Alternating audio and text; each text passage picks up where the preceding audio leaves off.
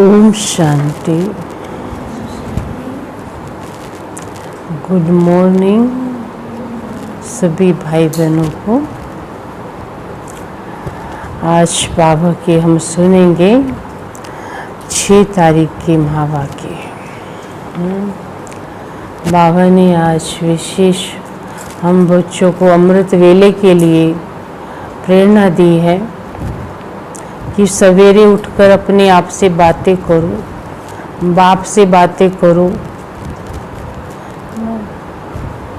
जीवन को सुंदर बनाने के लिए अमृत वेला ब्राह्मणों के लिए है ना फाउंडेशन है ना। सुंदर वेला होगा तो सारा दिन भी सुंदर रहेगा ना। तो सुबह सुबह उठ के अपने आप से, अपनी आत्मा से बात करें और परमात्मा से बात करें ना। जब अपने से परमात्मा से बात करनी आ जाएगी तो हम और अन्य आत्माओं से भी अच्छी बात कर सकते हैं ना। तो हम सुनेंगे बाबा के 6 तारीख के महावाक्य। बाबा ने आज कहा, मीठे बच्चे सवेरे सवेरे उठ यही चिंतन करो ना। सवेरे सवेरे उठो यही चिंतन करो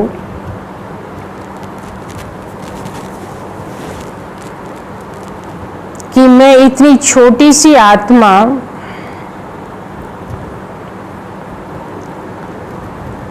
कितने बड़े शरीर को चला रही हूँ। छोटी सी आत्मा कितने बड़े शरीर को चला रही हूँ। मुझ आत्मा में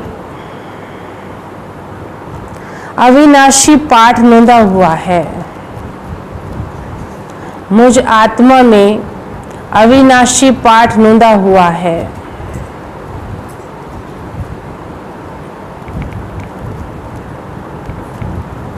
ना। तो बाबा ने हम बच्चों को सवेरे सवेरे उठकर चिंतन करने के लिए विशेष प्रेरणा दी और अनुभव करो कि मैं छोटी सी आत्मा इतने बड़े शरीर को चला रही हूँ।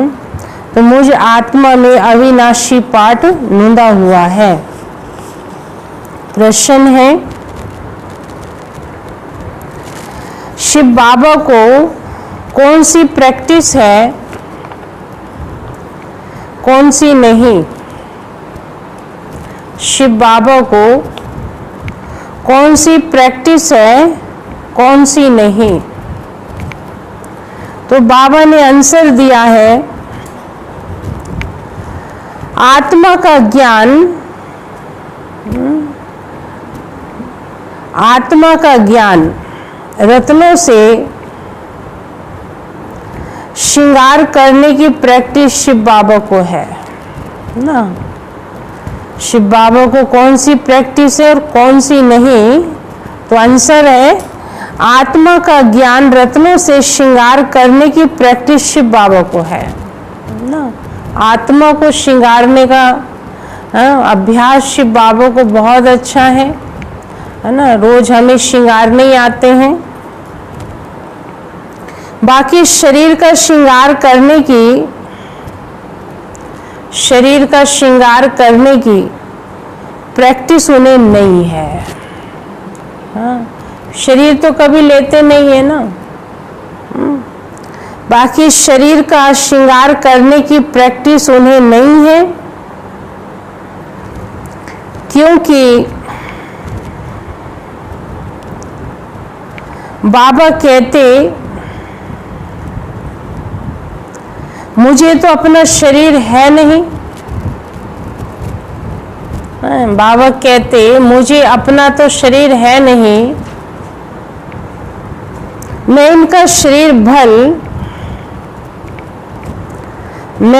शरीर भल किराए पर लेता हूँ ना। ब्रह्मा बाबा का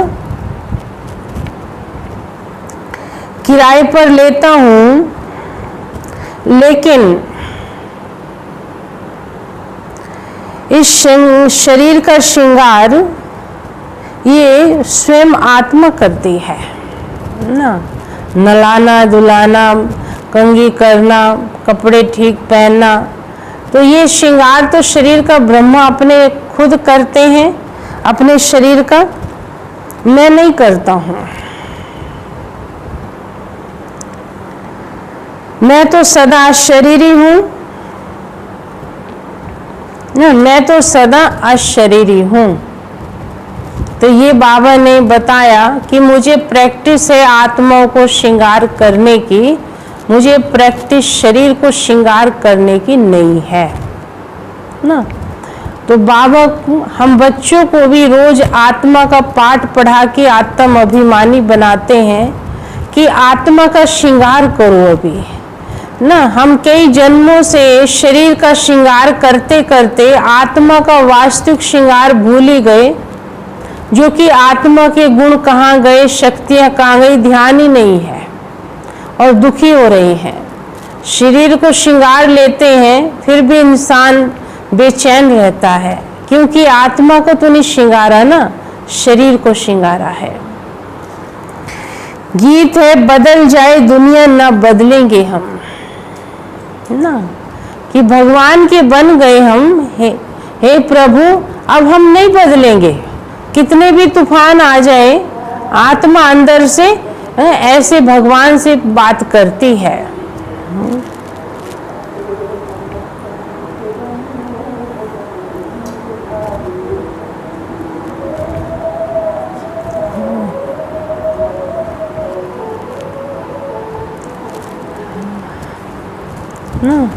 तो ये बदल जाए दुनिया ना बदलेंगे हम, है ना।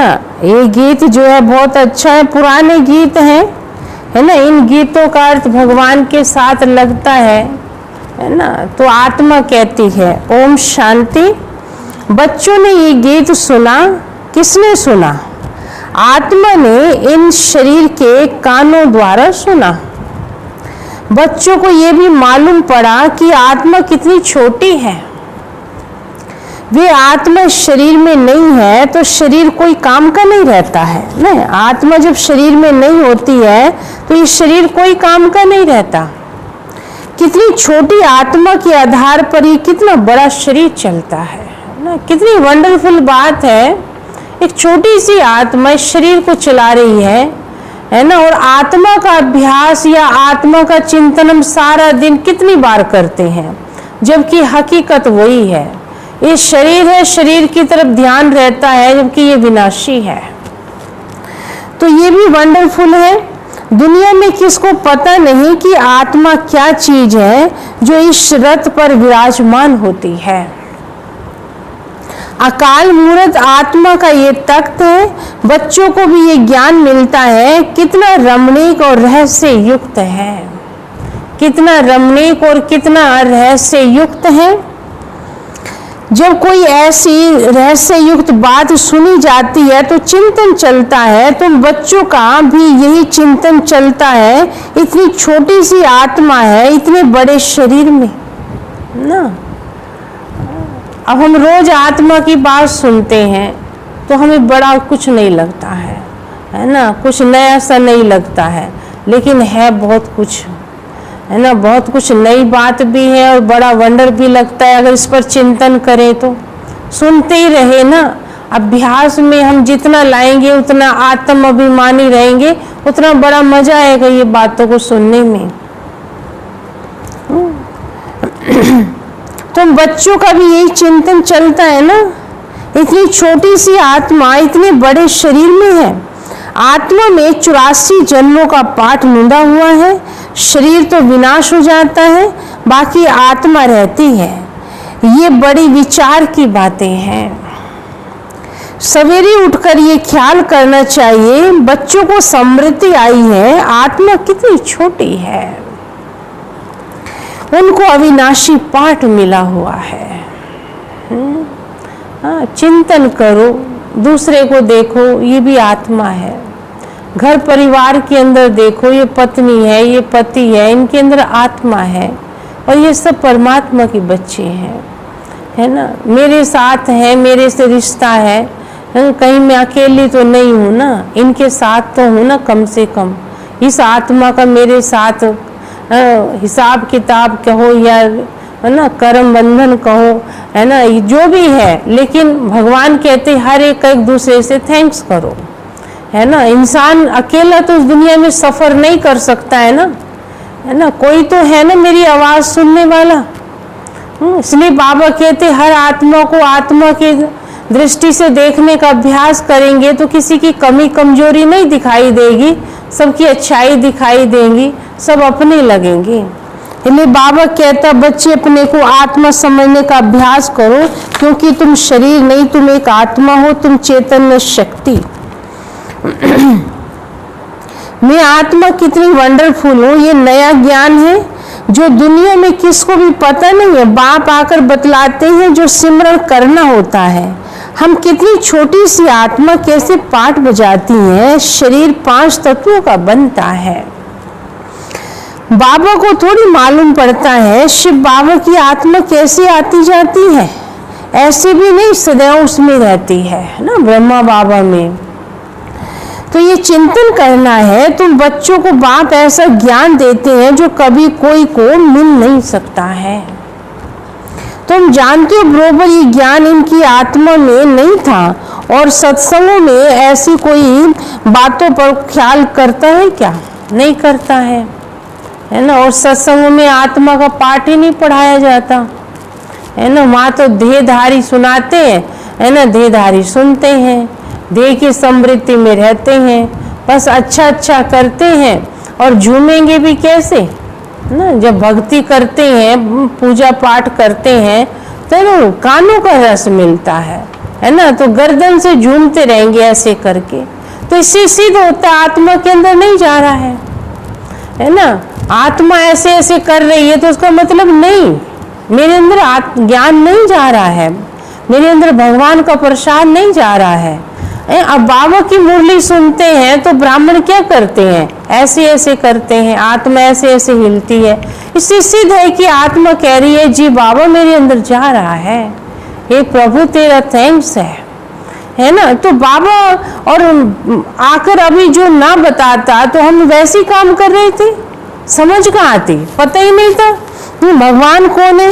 जो आया जिसको भगवान कह दिया, अभी समझ में आया। सत्संगों में ऐसी सी बातों पर कोई ख्याल ही नहीं रहता। आत्मा और परमात्मा का रिंचक भी ज्ञान नहीं है। कोई भी साधु सन्यासी आदि ये थोड़ी समझते हैं कि आत्मा शरीर द्वारा इनको मंत्र देती है, समझे।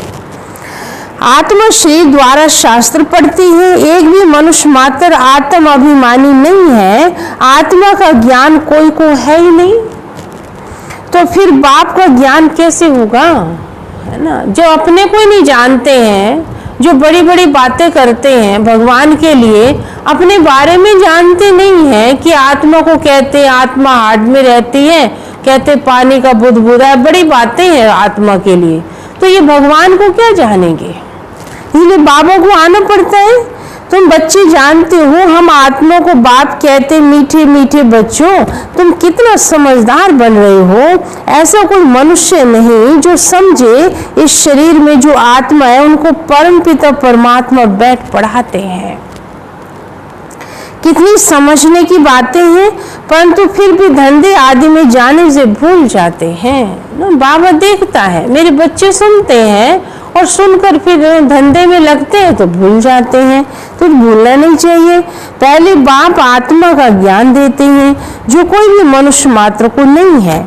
गायन भी है ना, आत्मा परमात्मा अलग रहे बहुकाल, सुंदर मेला कर दिया जब सतगुरु मिला दलाल के रूप में। हिसाब है ना। तुम बच्चे जानते हो आत्मा बोलती है शरीर द्वारा। आत्मा शरीर के द्वारा अच्छे बुरे काम करती है। बाप आकी आत्मा को कितना गुलगुल बनाते हैं। पहले पहले तो बाप कहते बच्चे सवेरे सवेरे उठकर ये प्रैक्टिस व ख्याल करो कि आत्मा क्या है ना। क्या प्रैक्टिस करो कि आत्मा क्या है ना। छोटी सी आत्मा इतने बड़े शरीर को चलाती है, इतने बड़े बड़े काम करती है, इतने रिश्ते नाते निभाती है ना, चांद सितारों तक जाती है। तो आत्मा में कितना वंडरफुल पार्ट है है ना, मैं आत्मा अपने आप में बहुत कुछ हूँ, क्योंकि संतान तो मैं परमात्मा की हूँ, है ना। तो ये चिंतन करें, जो शरीर द्वारा आत्मा सुन रही है, आत्मा का बाप परम पिता परमात्मा है, जिसको पतित पावन ज्ञान का सागर कहते हैं। फिर कोई मनुष्य को सुख का सागर, शांति का सागर कैसे कह सकते हैं? क्या लक्ष्मी नारायण को कहेंगे सदैव पवित्रता का सागर? नहीं, एक बाप ही सदैव पवित्रता का सागर रहता है, एवरग्रीन, सदा एक रस, है ना। हम सत्युग में पवित्र थे, द्वापर में फिर आप पवित्र बने, तो सदा तो नहीं रहे ना। मनुष्य सिर्फ भक्ति मार्ग के शास्त्रों का बैठ वर्णन करते हैं, प्रैक्टिकल अनुभव नहीं है। ऐसे नहीं समझेंगे कि हम आत्मा शरीर से बाप की महिमा करते हैं। वे हमारा बहुत मीठा बाबा है, वही सुख देने वाला है। बाप कहते हैं, आत्मा अब मेरी मत पर चलो। जन्म जन्मांतर मनुष्यों की मत पर चलते आए, अब कहता बच्चे एक जन्म तो मेरी मत पर चलकर देख ले, है ना, फिर तो मैं चला जाऊंगा। ये अविनाशी आत्मा को अविनाशी बाप द्वारा अविनाशी मत मिलती है। वे विनाशी शरीरधारियों को विनाशी शरीरधारियों की ही मत मिलती है। सतयुग में तुम यहाँ की प्रारब्ध पाते हो, वहां तो कभी उल्टी मत मिलती नहीं है। कहाँ पर? हाँ, सतयुग में कोई किसी को उल्टी मत देगा ही नहीं, है ना। यहाँ पे तो किसी की उन्नति हो रही है या घर परिवार किसी का अच्छा चल रहा है, तो सोचते हैं कि इसे कैसे गिराया जाए या इस घर के अंदर कैसे तिकड़मबाजी हो, क्या रचे यहाँ पर आकर। ऐसी भी दुनिया में है, ये हंस क्यों रहा है ये, है ना। मैं तो हंसता नहीं हूँ, ये क्यों हंसता है, इसको भी रोना चाहिए। तो उसको रुलाने का अभ्यास कर, पुरुषार्थ करेगा वो। तो ये आप समझ सकते हैं मनुष्यों की मनोवृत्ति कितनी गिर चुकी है। इसलिए बाबा कहते बच्चे तुम सब तो एक घर से आए हो, एक बाप के बच्चे हो, है ना। जैसे वो खुश है तुम भी खुश रहो। हाँ, तो बाबा समझा रहे हैं, है ना। अभी तुम मेरी मत पर चलो ना, उल्टी मत वहां होती नहीं है सतयुग में। अभी तो श्री मत अविनाशी बन जाती, जो आधा कल्प चलती है। ये नया ज्ञान है, कितनी बुद्धि चाहिए इसको ग्रहण करने की और एक्ट में आना चाहिए। जिन्होंने शुरू से भक्ति की होगी वही अच्छी रीति धारण कर सकेंगे, ये समझना चाहिए। अगर हमारी बुद्धि ठीक रीति धारण नहीं होती है तो जरूर क्या समझना चाहिए, है ना, जरूर। हाँ, शुरू से हमने भक्ति नहीं की है, समझे। हाँ, क्योंकि जिन्होंने जास्ती भक्ति की है वो जास्ती भगवान को प्यार भी करेंगे और जास्ती ज्ञान भी समझेंगे, पुरुषार्थ भी अच्छा करेंगे। बाप कहते कुछ भी नहीं समझते हो तो बाप से पूछो, क्योंकि बाप अविनाशी सर्जन है। उनको सुप्रीम सोल भी कहा जाता है। आत्मा पवित्र बनती है तो उनकी महिमा होती है। आत्मा की महिमा है तो शरीर की भी महिमा होती है ना, क्या? हाँ, आत्मा की महिमा है तो शरीरों की भी महिमा होती है। अब लक्ष्मी नारायण है, उनकी आत्मा ने ऐसे कर्म किए 5 जन्म में, तो लक्ष्मी नारायण की भी महिमा तो उनके शरीर तो साथ में ही है ना। उनके शरीरों की पूजा करते हैं मनुष्य, भले आत्मा तो उनमें दिखाई नहीं दे रही है लेकिन शरीर को पूजते हैं। आत्मा की महिमा है तो शरीर की भी महिमा है। आत्मा तमो प्रधान है तो शरीर भी तमो प्रधान है। इस समय तुम बच्चों को बहुत गुहे बुद्धि मिलती है, आत्मा को ही मिलती है ना।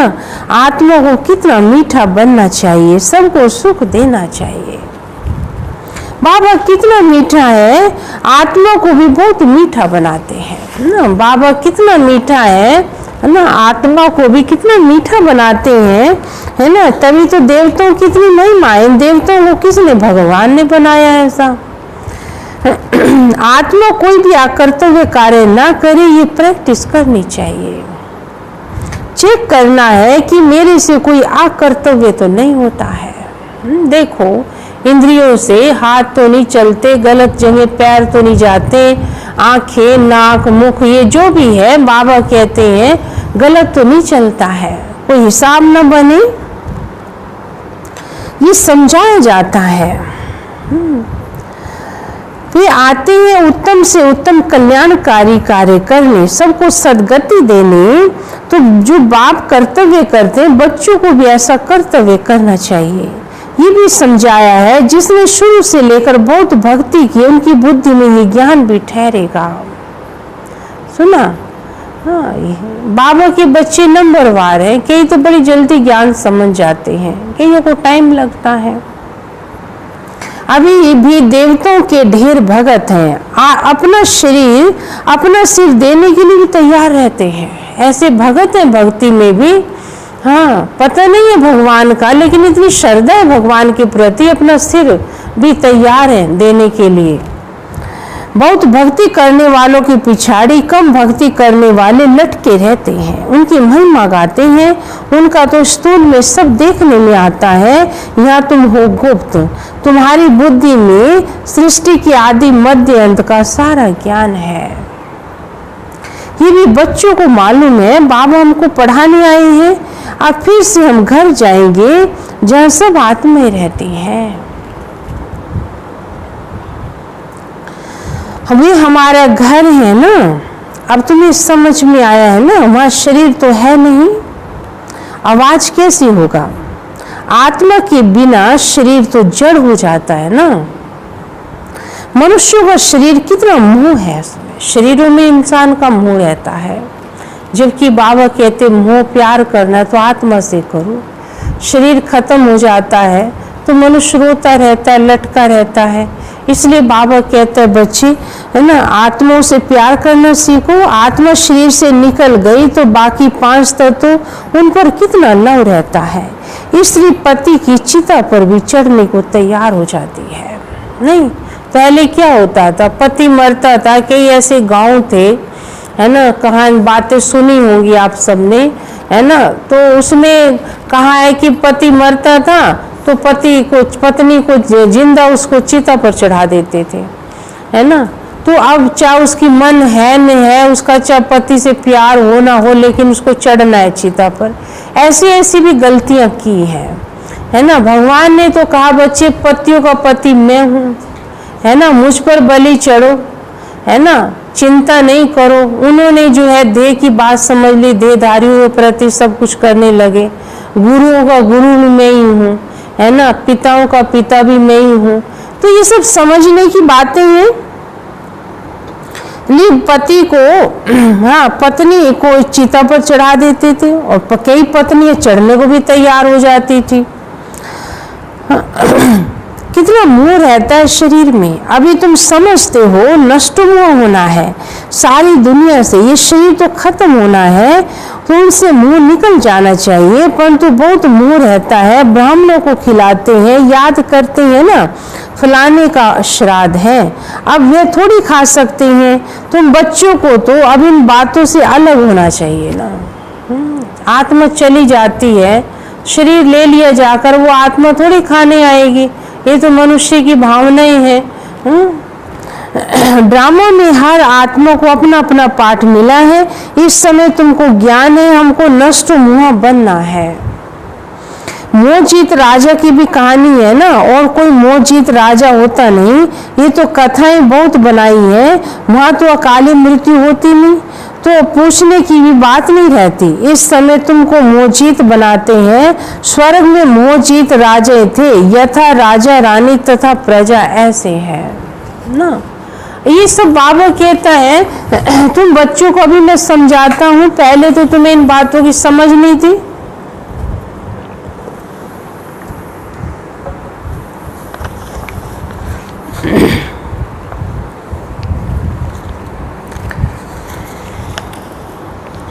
बाप कहते हैं तुम बच्चे अभी समझते हो सारी दुनिया से नष्ट मोह होना है ना।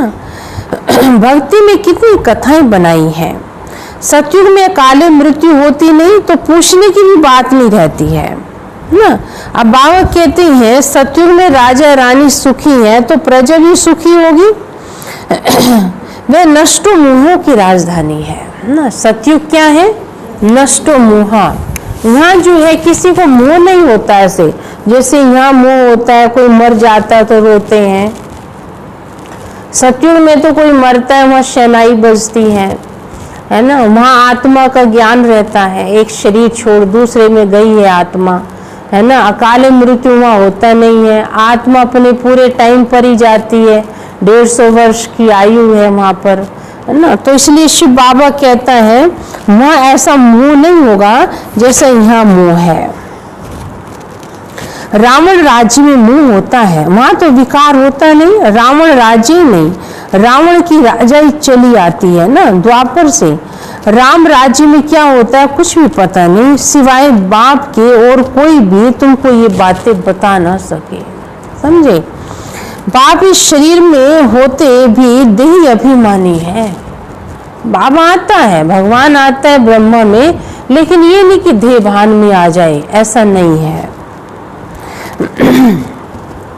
लोन व किराए पर मकान लेते हैं, हाँ, तो उसमें भी मोह रहता है। मकान को अच्छी रीति फर्निश करते हैं, उनको तो फर्निश करना नहीं, क्योंकि बाप तो आज शरीर हूँ, है ना। इनको कोई भी श्रृंगार आदि करने की प्रैक्टिस नहीं है शिव बाबा को। बाबा कहते साधारण रथ लिया है मैंने, है ना, अब मैं आके श्रृंगारूं, मैं आत्मा को श्रृंगारने की प्रैक्टिस है मुझे। शरीर को श्रृंगारो, टिप टॉप होकर ऐसे रहो करो, नहीं। बाबा कहता है मैं शरीर देह भान के अज्ञानी नहीं है मुझे। तो बाबा समझा रहे हैं इनको शरीर, इनको अविनाशी ज्ञान रत्नों से बच्चों को श्रृंगार करने की प्रैक्टिस है। सृष्टि की आदि मध्य अंत का राज समझाते हैं। शरीर तो आप पवित्र ही है, इनको जब दूसरा नया शरीर मिलेगा तब पवित्र होंगे। इस समय तो ये पुरानी दुनिया है, ये खत्म होनी है। ये भी दुनिया में किसको पता नहीं है, धीरे धीरे मालूम पड़ेगा नई दुनिया की स्थापना, पुरानी दुनिया का विनाश। ये बातें बाप समझाते हैं। बाप कहते हैं ये तो बाप का ही काम है, बाप ही आके ब्रह्मा द्वारा प्रजा रच नई दुनिया की स्थापना कर रही है। तुम नई दुनिया में थे, नई दुनिया स्थापन होती है ना। बाबा को नया बनाना पड़ता है, जैसे पुराना हो जाता है, मकान बनाया आपने तो मकान एक दिन पुराना हो जाएगा, उसे कोई पुराना करता थोड़ी है, अपने टाइम भी पुराना हो जाता है। जैसे बच्चा है, बच्चा पैदा हुआ वो बूढ़ा हो जाएगा एक टाइम पर, उसे कोई बूढ़े किया थोड़ी किसी ने। तो बाबा कहता है मैं नया बना के जाता हूँ, नई दुनिया बना के जाता हूँ, पुरानी हो जाती है, अब फिर मैं आके इसको नया बनाता हूँ, जिसमें शांति सुख सब कुछ होगा, तुम आत्मा बड़े चैन से रहेंगी। तो ब्राह्मणों की चोटी भी ऊंच है। बाबा ने समझाया बाबा के सन्मुख आते हो तो पहले ये याद करना कि हम ईश्वर बाप के सन्मुख जाते हैं। शिव बाबा तो निराकार है, उनके सन्मुख हम कैसे जाएं? तो उस बाप को याद कर फिर बाप के सन्मुख आना है ना। तुम जानते हो वे इसमें बैठा हुआ है ना, शिव बाबा ब्रह्मा में बैठा हुआ है ना। ये शरीर तो पतित है, शिव बाबा की याद में न रहे कोई काम करते हो तो पाप लग जाता है, समझे। कोई शिव बाबा की याद में नहीं रहकर काम करते हैं तो बाबा कहते कोई ना कोई विक्रम तो होगा, तो पाप बन जाएगा। या देह भान में आकर कोई काम करेंगे, गलती हो जाती है, छोटे मोटे विक्रम पाप बन जाते हैं। इसलिए बाबा कहते हैं मेरी याद में काम करो। हम शिव बाबा के पास जाते हैं, फिर दूसरे जन्म में दूसरे संबंधी मिलेंगे, वहाँ देवताओं की गोद में जाएंगे ना, वहाँ देवताओं की गोद में जाएंगे। ये ईश्वरीय गोद एक ही बार मिलती है। मुख से कहते बाबा हम आपका हो चुके हैं, निश्चय हो गया ना, तो बाबा को कहेंगे बाबा मैं तो आपका हो गया हूँ। वहाँ देवताओं की गोद में जाते हैं। बहुत हैं जिन्होंने कभी देखा भी नहीं है शिव बाबा को देखा भी नहीं है, बाहर में रहते लिखते हैं शिव बाबा हम आपकी गोद के बच्चे हो चुके हैं। ऐसे भी बाबा के निश्चय बुद्धि बच्चे हैं, देखा भी नहीं है। आप देखो ऐसे बाबा के निश्चय बुद्धि बच्चे हैं, कहते हम तो आपके हो चुके, बुद्धि में ज्ञान है, आत्मा कहती है हम शिव बाबा के बन चुके। इनके पहले हम पतित की गोद में थे, भविष्य में पवित्र देवता की गोद में जाएंगे। ये जन्म दुर्लभ है। हीरे जैसा तुम यहाँ संगम युग पर बनते हो। संगम युग को उस पानी के सागर और नदियों को नहीं कहा जाता है ना, एक संगम नदी और सागर का भी होता है, ये संगम युगों का है। आत्मा परमात्मा के मिलन को भी संगम कहा है। रात दिन का फर्क है। ब्रह्मपुत्र बड़े से बड़ी नदी है जो सागर में मिलती है, नदियां जाके सागर में पड़ती हैं। तुम भी सागर से निकली हुई ज्ञान नदी हो। ज्ञान सागर शिव बाबा है, बड़े से बड़ी नदी ब्रह्मपुत्र, इनका नाम ब्रह्मा है। सागर से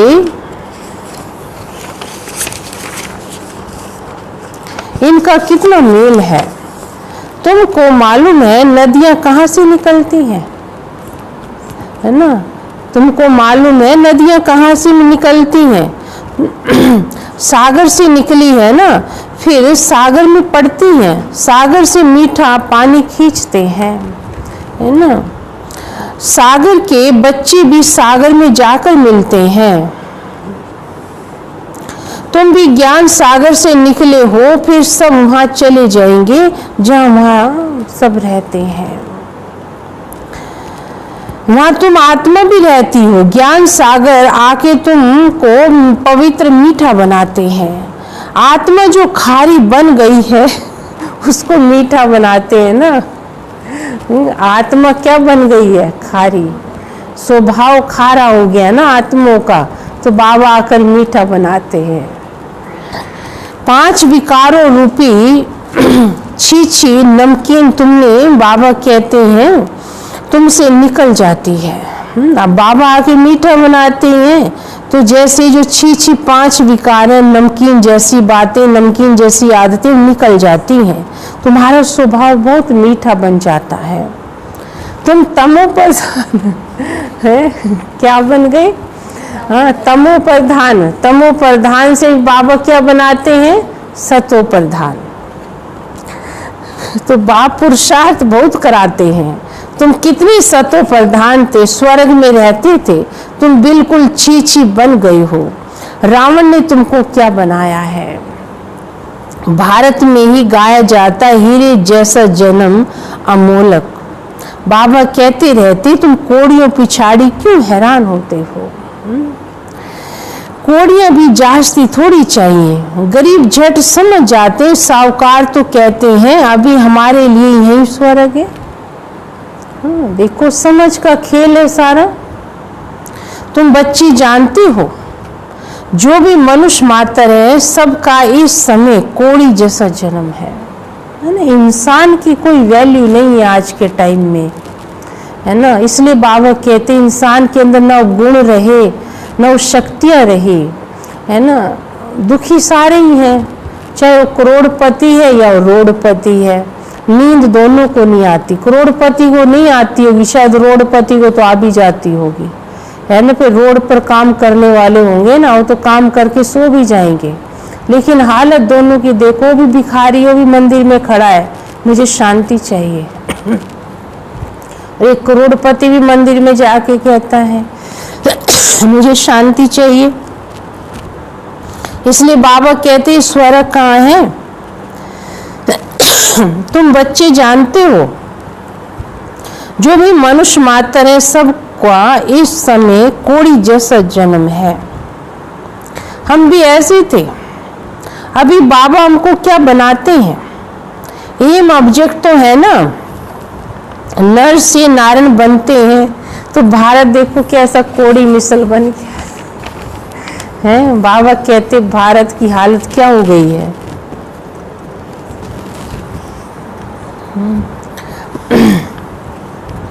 हाँ, तो कोड़ियों के पिछाड़ी कितना टाइम लगाते हैं। भारतवासी खुद थोड़ी जानते हैं यहाँ तुम कितने साधारण अबलाएं हो। कोई बड़ा आदमी होगा तो उनको यहाँ बैठने की दिल नहीं होगी। देखो भाई इतना देहभान मनुष्य में आ गया है ना। भगवान के घर अगर वो आ जाए ना, देखेगा यहाँ कैसे लोग आते सुनने के लिए, लोगों के देखेगा। भगवान को तो पहचानता नहीं है ना, सोचेगा कि यहाँ बैठूंगा, मैं इनके बीच में बैठूंगा।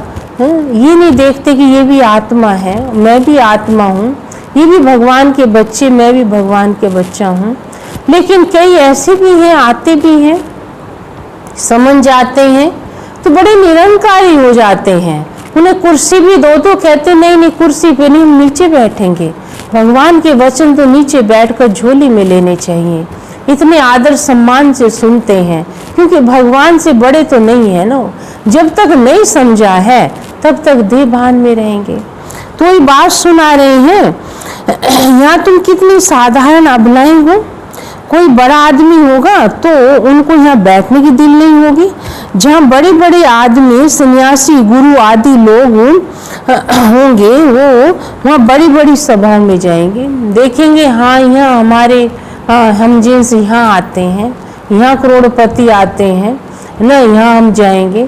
तो ऐसे ऐसे ठिकानों पर जाएंगे चाहे वहाँ कुछ मिलता ना हो, लेकिन पहले तो उनको देखते हैं यहाँ लोग आते कैसे हैं। बाप भी कहते मैं गरीब निवाज हूँ, कहते भगवान गरीबों की रक्षा करते हैं। अभी तुम जानते हो हम कितने साहूकार थे, अभी बनते हैं। बाबा लिखते भी हैं तुम पद्म पदम पति बनते हो, वहां पर मारा मारी नहीं होती। यहाँ तो देखो पैसे के पीछे कितना मारे मारी करते हैं। पैसा चाहिए, बाप को भी मार देंगे, माँ को भी मार देंगे, अपनों को खत्म कर देते हैं पैसों के पीछे। ऐसी बुद्धि मनुष्य की हो गई है। रिश्वत कितनी मिलती है, पैसे तो मनुष्य को चाहिए ना। तुम बच्चे जानते हो बाबा हमारा खजाना भरपूर कर देते हैं ना। सतयुग में इतना अथाह होगा जो वहाँ पर कोई पैसे के लिए ये सब काम करने नहीं पड़ेंगे, हर एक के पास बहुत ज्यादा होगा। लिए बाबा कहता है मैं तुम्हें हर चीज से भरपूर कर देता हूँ। आधा कल्प के लिए जितना चाहिए उतना धन लो, परंतु पुरुषार्थ पूरा करो, गफलत नहीं करो। कहा जाता है फॉलो फादर, फादर को फॉलो करो तो फिर ये जाकर बनेंगे नर से नारायण, नारी से लक्ष्मी बन जाएंगे। बड़ा भारी इम्तिहान है ये, इसमें जरा भी गफलत नहीं करनी चाहिए। बाप श्री मत देते हैं तो उस पर बच्चों को चलना चाहिए।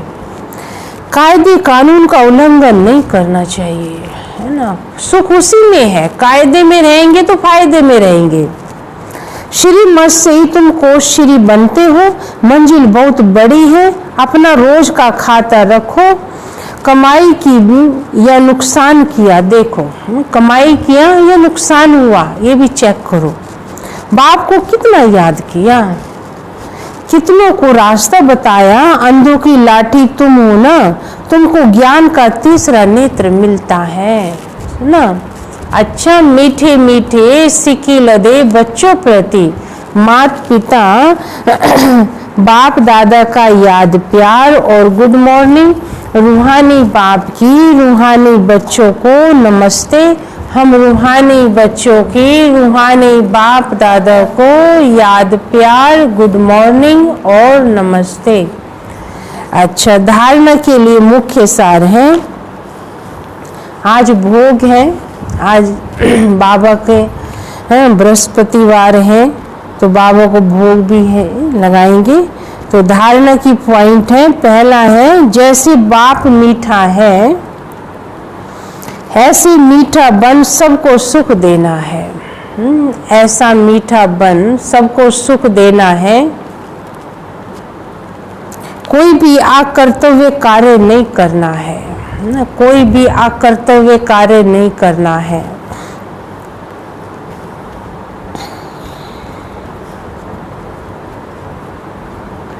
जैसे बाप मीठा है ऐसा मीठा बन सबको सुख देना है।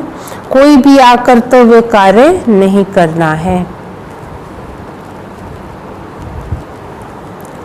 उत्तम से उत्तम, उत्तम से उत्तम कल्याण का ही कार्य करना है कल्याण का ही कार्य करना है। दूसरी पॉइंट है कोड़ियों के पिछाड़ी हैरान नहीं होना है ना, विनाशी धन के पीछे है ना परेशान हो जाए, चैन शांति सब गवा दे, नहीं मिला तो भी ठीक, नहीं मिला तो भी ठीक, पुरुषार्थ करो, मेहनत करो, लेकिन हैरान नहीं होना। कोड़ियों के पिछाड़ी हैरान नहीं होना है। पुरुषार्थ कर अपनी जीवन हीरे जैसी बनानी है, अपनी जीवन हीरे जैसी बनानी है। गफलत नहीं करनी है। वरदान है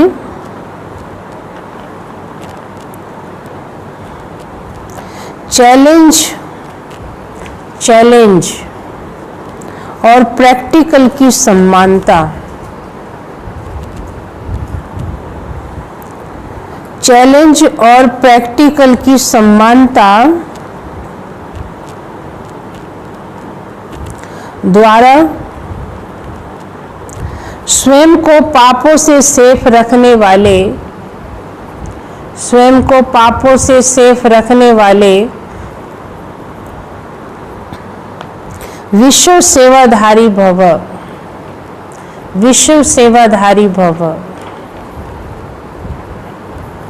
ये बाबा ने वरदान दिया, चैलेंज और प्रैक्टिकल की समानता द्वारा स्वयं को पापों से सेफ रखने वाले विश्व सेवाधारी भव।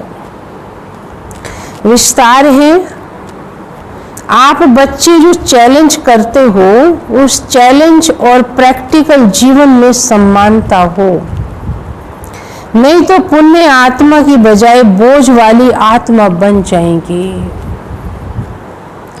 इस पाप और पुण्य की गति को जानकर स्वयं को सेफ रखो, क्योंकि संकल्प में भी किसी भी विकार की कमजोरी, व्यर्थ बोल, व्यर्थ भावना, घृणा व ईर्ष्या की भावना पाप के खाते को बढ़ाती है।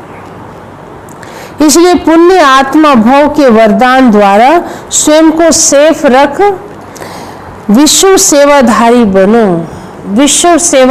बनो। संगठित रूप में एक मत एक रस स्थिति का अनुभव कराओ। संगठित रूप में एक मत एक रस स्थिति का अनुभव कराओ। इस संगठन में रहते हैं, घर परिवार में रह रहे हो ना संगठन में, तो वहाँ भी अनुभव कराओ एक मत का और एक रस स्थिति का। स्लोगन है पवित्रता की क्षमा चारों ओर जलाओ। पवित्रता की क्षमा चारों ओर जलाओ तो बाप को सहज देख सकेंगे, है ना। पवित्रता की क्षमा चारों ओर जलाओ तो बाप को सहज देख सकेंगे। ये अनुभव करो, चारों तरफ मेरे पवित्रता ही पवित्रता बिखरी हुई है ना। और जब पवित्रता बिखरी होगी, पवित्र बुद्धि पवित्र सोच होगी, तो बाबा का अनुभव सहज कर सकेंगे। Okay, Om Shanti. Good morning सभी भाई बहनों को। अभी हम प्यारे बाबा को भोग लगाएंगे सभी। हाँ,